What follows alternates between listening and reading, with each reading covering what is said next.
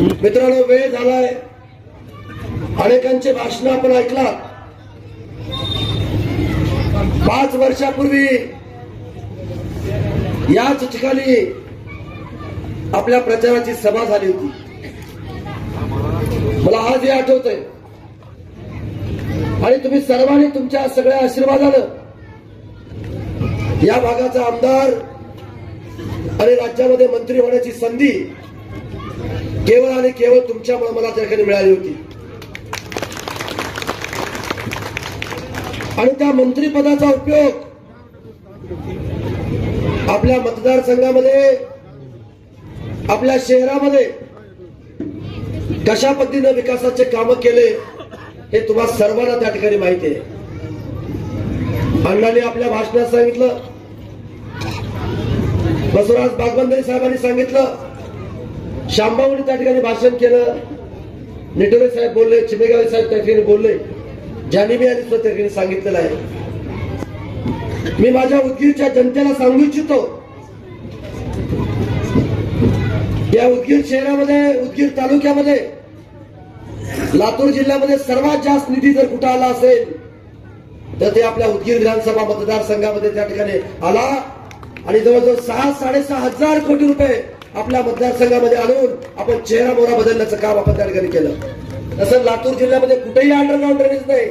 ते 400 कोटी रुपयाची अंडरग्राऊंड ड्रेनेज मी उदगीरमध्ये त्या ठिकाणी मंजूर केले. उद्या माझ्या इथल्या जनतेला कुठल्याही आरोग्याच्या बाबतीमध्ये त्रास, त्यांना डेंग्यू होऊ नये, त्यांना कुठला रोगराई होऊ नये म्हणून अंडरग्राऊंड ड्रेनेजची योजना मी त्या ठिकाणी आणली आहे. त्याचा सर्वे झालाय, त्याच्या कामाला त्या ठिकाणी सुरुवात सुद्धा झालेली आहे. मी आमदार झाल्यापासून मी तुम्हाला प्रश्न विचारतो, मी आमदार झाल्यापासून उदगीरमध्ये काय बदल झालाय का नाही झालाय? प्रत्येक व्यक्ती मला भेटलं की म्हणतात, भाऊ उदगीर बदललंय. मी ज्यावेळेस मुंबईमध्ये जात होतो, मी ज्यावेळेस बेंगलोरमध्ये जात होतो, त्यावेळेस मलाही असंच वाटायचं की माझंही शहर अशा पद्धतीनं नटलं पाहिजे, अशा पद्धतीनं सजलं पाहिजे आणि अशा पद्धतीच्या सुविधा माझ्या जनतेला दिल्या पाहिजे, ही माझी भावना त्या ठिकाणची होती. आज एवढ्या मोठ्या सभेमध्ये 10 वाजलेत तरीही 2 ते 3 हजार जनता माझे 2 शब्द ऐकलेली आहे.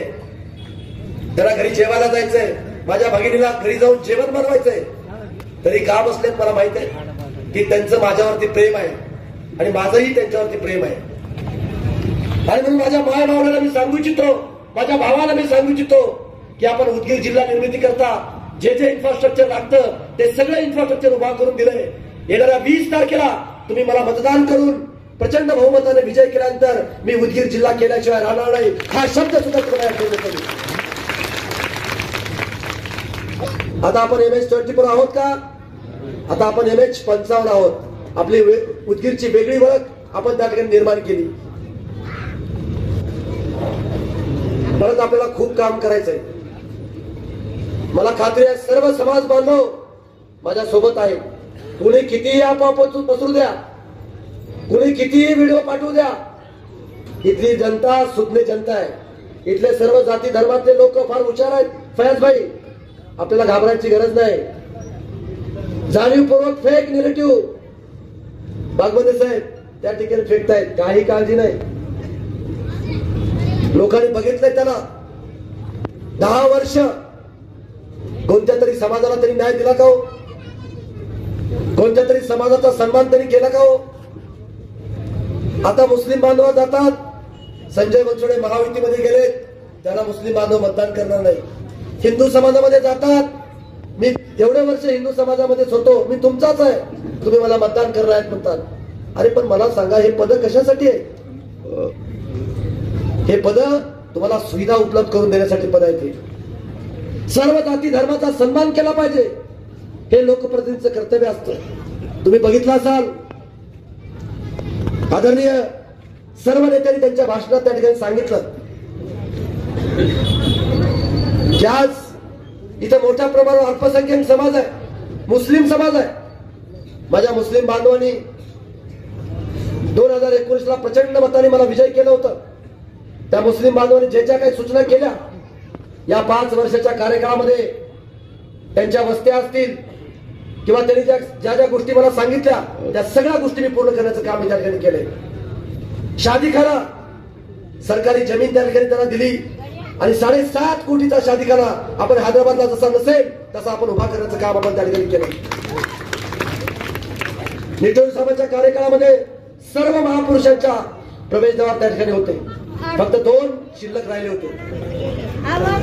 जगज्योती महात्मा बशीसरांची कमान बिदर रोडला आहे. परमपूज्य डॉक्टर बाबासाहेब आंबेडकरची महाप्रवेशद्वार नांदेड रोडला आहे. साहित्यरत्न अण्णाभाऊ साठेचा प्रवेशद्वार देग रोडला आहे. पण छत्रपती शिवाजी महाराजांच्या नावानं जागा व्हावी ते प्रवेशद्वार त्या ठिकाणी राहिलं होतं. म्हणून रायगडावर जशी नसेल तसं प्रवेशद्वार नळेगाव रोडला 2.5 कोटी रुपयाचा आपण त्या ठिकाणी करून देतोय. आपण डॉक्टर अब्दुल कलाम हायवेवरती कोट्यावधी रुपयाचा निधी देऊन आपण ती कमान त्या ठिकाणी आपण करतोय. कब्रस्तानला पैसे दिले, ईदगाह मैदानाला पैसे दिले, प्रत्येक मस्जिदीला वजूखाना करण्याकरता पैसे दिले. सर्व अल्पसंख्याक समाजातल्या वस्त्याला आपण निधी त्या ठिकाणी आपण उपलब्ध करून दिली. आपण उपलब्ध त्या ठिकाणी करून दिली. अनेक भागामध्ये वेगवेगळे सभागृह करण्याचं काम आपण त्या ठिकाणी केलं. आणि म्हणून वेळ जास्त झालाय. तुम्ही मला 20 तारखेला मतदान करून 23 तारखेला निवडून देणार त्याची खात्री मला आहे. खात्री आहे ना? मला मागचं तुम्ही हात वर केलं दिसत नाही. मला पूर्ण विश्वास आहे. मी 5 वर्ष प्रामाणिकपणे मी तुमची सेवा केली आहे आणि पुढचे 5 वर्ष सुद्धा प्रामाणिकपणे सेवा करण्याचा शब्द देतो. आणि मी आमदार झाल्यानंतर मला उदगीरमध्ये मेडिकल कॉलेज करायचंय, उदगीरमध्ये एअरपोर्टची निर्मिती करायची आहे, मला उदगीरमध्ये वंदे भारत ट्रेन इथून चालू करायची आहे. आणि मला आता देगलूरला मी MIDC मंजूर केलाय. तिथं 10 ते 15 हजार कोटी रुपयाचा प्रकल्प आणून इथल्या तरुणाला आणि तरुणीला मला रोजगार उपलब्ध करून द्यायचा आहे. याच्यासाठी मला आमदारकी त्या ठिकाणची पाहिजे. वेळ संपला म्हणजे 5 मिनिट राहिले आणि म्हणून मला वेळेच्या आत भाषण संपायचं असल्यामुळं माझ्या बांधवाला एवढंच मी हात जोडून नम्र विनंती करतो. कधी मंत्रीपदाची मस्ती माझ्या मस्तकात कधी उदी नाही, कधी आमदारकीचा गर्व मला कधी त्या ठिकाणी आलेला नाही. आणि म्हणून मी तुमचा सेवक, तुमचा भाऊ, तुमचा लेकरू म्हणून या मतदारसंघामध्ये काम करेन असा शब्द देतो. आणि माझ्या सर्व समाज बांधवांनी एकसंघपणे या सगळ्या मनसरकी रोडच्या सर्व लोकांनी, मायबाप जनतेने मला मतदान करावं, घड्याळावर मतदान करावं. माझं चिन्ह आहे 3 नंबरला घड्याळ, घड्याळ, घड्याळ. धन्यवाद. जय हिंद.